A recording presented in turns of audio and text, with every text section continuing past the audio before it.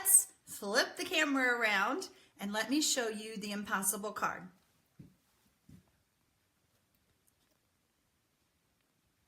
There we go. So the impossible card looks like this.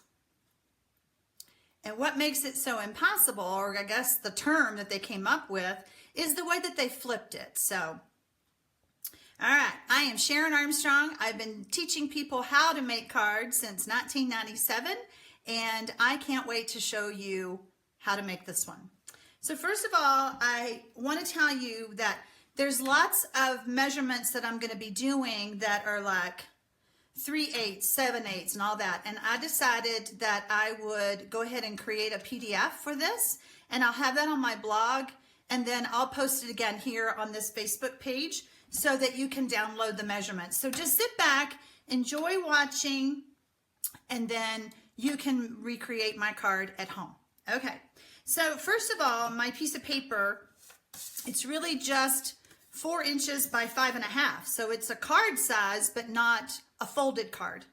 And so you want to find the halfway between both sides. That was what I figured out. My first one, I didn't do that. Oh, it did not work. So half of 5.5 is 2 3/4. Whoops, first I'm going to turn it this way.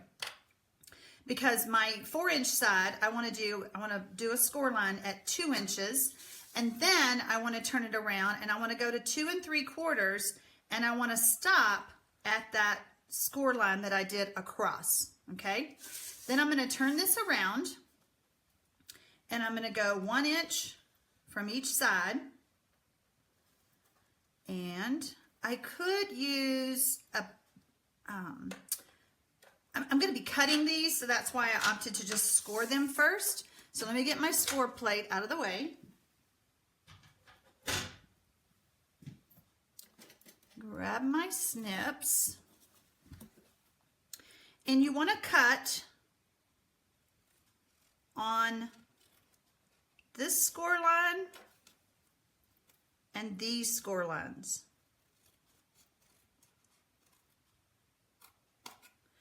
There's a way to make this card go this way too. So like I said, there's so many different versions out there. All right. So what's so fun about it is the fact that you're going to twist it and then fold on that crease. You're going to twist it and it will make that middle piece stand up. Way cool, right? So let's decorate it. And like I said, all my little pieces are all like 7/8 by 1 7/8. It's just too much to write it all down. So we're just gonna decorate it as we go. And what you want to do is you want to take, and I'm using some beautiful new designer series papers that I'll be talking about at the end. So hang in there with me. So I want to line this up right here. Let me take the other one. And it's kind of hard to add the papers with this sticking up, but you want to make sure that you put the papers in the right, that they're going the right way. Otherwise, you could put it on the back and that would not work. So this piece here.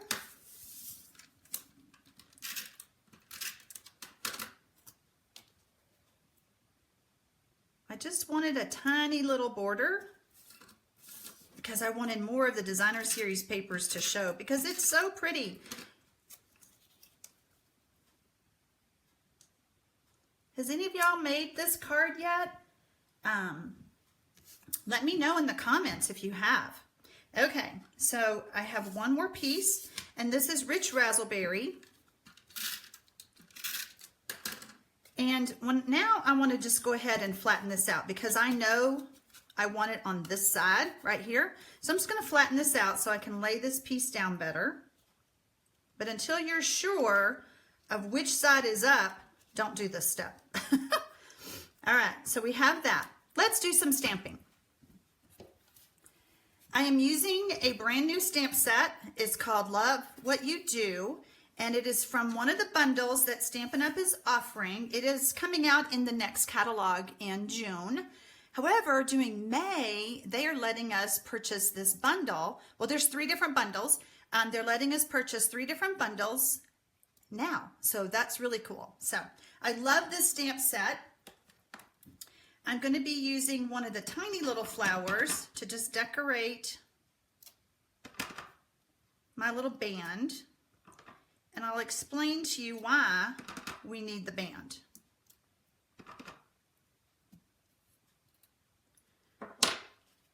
See how my card just kind of sits wonky?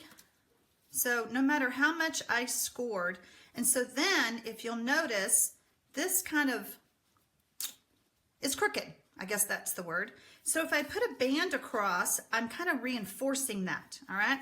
But the whole fun thing is, if you're gonna put it in an envelope, you're gonna have to leave the band off if you're gonna send it to someone, because obviously that's not gonna go in an envelope like that.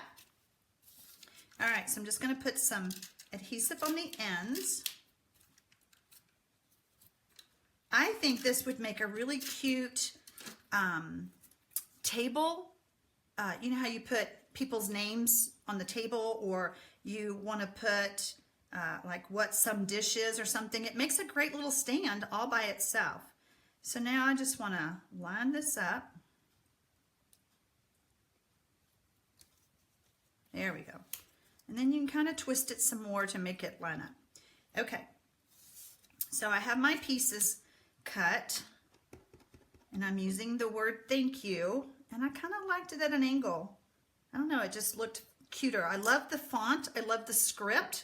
I'm using Old Olive ink, and then I'm going to mount this on here.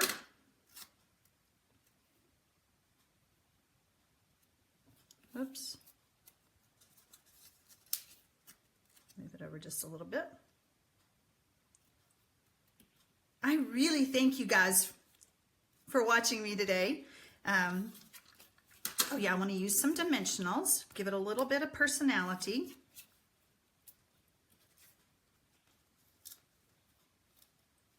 Okay, aren't these colors gorgeous? It's rich raspberry and Old Olive. I mean, just beautiful colors.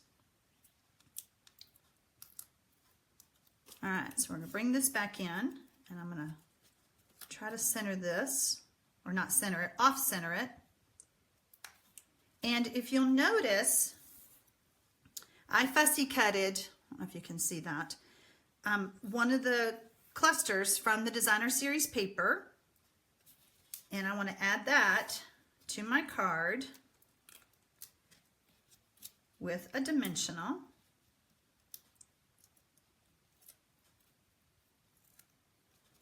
How many of you think this is a super easy card? And that's it, we're done. So fun. So you could write a little message on the back, you know. If you send this card flat, you might want to put a little post-it note on what to do. Because if they get it, it's gonna look funny. You know, they're gonna go, I don't understand. So, but it's just a fun card to send someone. And let me show you, speaking of fun cards, I'm going to show you the other cards I have made using that paper. Now this paper comes in the large bundle. No, let's see. I can't remember. Does it come in the bundle? Yes, it does. It comes in the large bundle that Stampin' Up! Is offering. So this is one card, and they have this beautiful velvet ribbon that's just, you just want to touch it. And I just decided that looked pretty as the centerpiece. And then there's some new doilies that are coming out. They're pearlized, if you can see that. And then I stamped on the inside, I'm lucky to have a friend like you, which most of you are on this Facebook Live with me today. That's how I feel. And the others that I don't know, I'm glad you're here, and I'm lucky that you're here too. All right, so this beautiful paper, can y'all just see that? Oh my gosh, it's so pretty. And I love the sentiment. I love the colors. Love what you do. I mean, this is a new color that's coming out with Stampin' Up. It's called Grapefruit Grove. This is probably my favorite card. This, I love to do fun folds, but first let me make sure you see that beautiful paper. And let me untie this.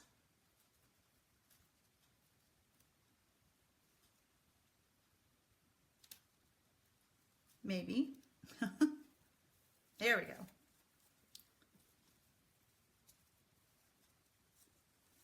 You know, that card that I made, the Impossible card, took less than, what, 3 minutes to make? I just looked at the clock and I was like, oh, I'm way ahead. All right, so there's 2 folds to this and plenty of room to write your sentiment and send it to your friend as a thank you, or just to, you know, I mean, you could change the sentiment and put anything on there you wanted, but isn't that a fun fold?